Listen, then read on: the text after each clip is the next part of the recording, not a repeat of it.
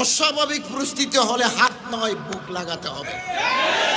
আমি কেন বলি, 2022 সালের 22 মে দারুল উলুম দেওবন্দের পাশে ওসমানী ঈদগাহ ময়দান কওমি একজেহেতি কনফারেন্স। কেন একজেহেতি কনফারেন্স?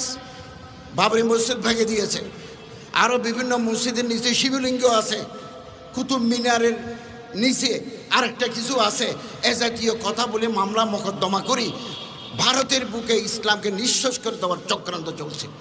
এবং দারুল উলুম দেওবন্দকে বলা হচ্ছে অবৈধ প্রতিষ্ঠান। তখন ওলামায়ে দেওবন্দ মনে করলেন এই মুহূর্তে আর বসে থাকার প্রয়োজন নাই, ডুবতে হয়ে তিনকা কা সাহারা। মানুষ যখন ডুবে যায় এভাবে হাত দেয়, একটা লতা পাতাও যদি পাওয়া যায়। এটা হচ্ছে critical juncture of the situation, পরিস্থিতির প্রেক্ষাপটে যদি প্রয়োজন হয়।